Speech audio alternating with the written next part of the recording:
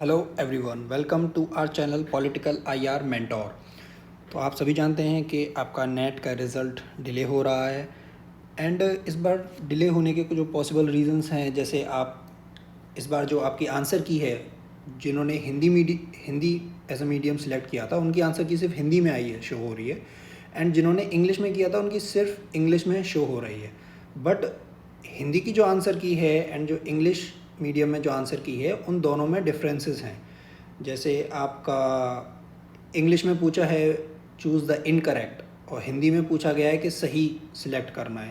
तो इस तरह से आपके आंसर की में इस बार बहुत सारी मिस्टेक्स हैं एंड आपने देखा शिफ्ट 1 में कितनी मिस्टेक्स हैं एंड पेपर 1 में भी इस बार मिस्टेक्स हैं। तो ये भी एक पॉसिबल रीज़न हो सकता है, बट एनटीए अपनी तरफ से जानबूझकर इस बार बहुत ज़्यादा डिले नहीं करेगा, बिकॉज पीएचडी के सेशंस वगैरह भी हैं एंड दिसंबर की साइकिल स्टार्ट करनी है। तो होपफुली आपका जो रिज़ल्ट है वो बहुत ज़्यादा चांसेस हैं कि आज रात तक आ जाए। एंड अगर किसी टेक्निकल वजह से वो डिले भी होता है तो मैक्सिमम 27 तक आप मान सकते हैं कि 2 दिन के अंदर आपका रिज़ल्ट आ जाएगा।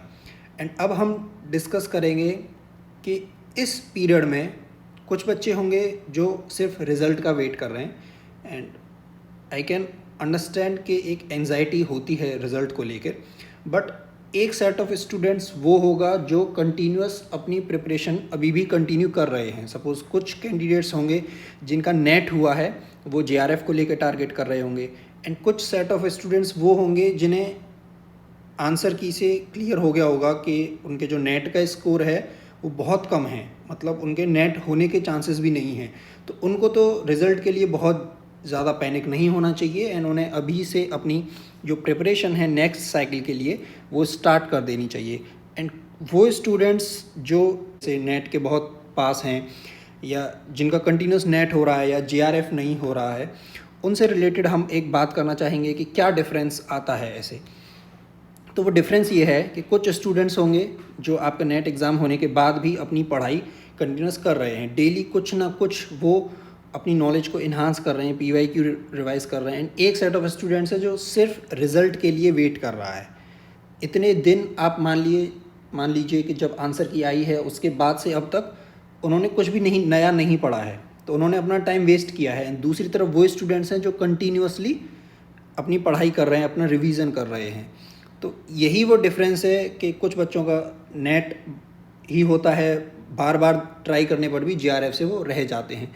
तो स्पेशली जिन बच्चों का नेट हो रहा है और जो जेआरएफ को टारगेट करना चाहते हैं या जिनका नेट भी बहुत कम स्कोर से रह रहा है, उनके लिए हम 3 मेन इम्पोर्टेंट पॉइंट्स हैं वो आपसे शेयर करना चाहेंगे। कि पहला तो है कंसिस्टेंसी। आप अपनी पढ़ाई में कंसिस्टेंसी बना के रखें, कंटिन्यूस डेली कुछ ना कुछ आप पढ़ें।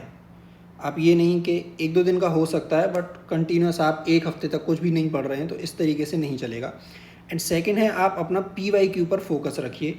आप हमारी जो पिछली वीडियोस हैं, यूजीसी नेट शिफ्ट 2 के डिटेल्ड एनालिसिस है एंड सार्क वाली वीडियो में भी हमने डिस्कस किया है कि किस तरह से जो पीवाईक्यू हैं उनके इर्द गिर्द ही क्वेश्चन आते हैं एंड नए क्वेश्चन भी आते हैं, लेकिन अच्छे खासे क्वेश्चन हैं जो पीवाईक्यू से रिलेटेड हैं। आप इन्हें ईजिली सॉल्व कर सकते हैं। अगर आपके वो क्वेश्चन भी सॉल्व नहीं हो रहे हैं तो आप हार्ड तो रहने दीजिए। तो यही वो डिफरेंस है जो एक जेआरएफ और नेट कैंडिडेट में होता है कि आपको जो प्रीवियस ईयर क्वेश्चंस हैं उनको अच्छे से एनालिसिस करनी है। एंड लास्ट है आपका रिवीजन। आप पढ़ते रहिए, बट आप रिवाइज नहीं करेंगे तो उसका भी कोई फ़ायदा नहीं है, क्योंकि आप भूल जाएंगे। तो इसलिए आपको अपनी कंसिस्टेंसी मेंटेन रखनी है, पीवाईक्यू को भी डिटेल्ड अच्छे से उनके ऑप्शंस के साथ उनको देखना है एंड कंटिन्यूस आपको रिवीजन भी रखना है, तो आप इजीली जेआरएफ क्लियर कर सकते हैं।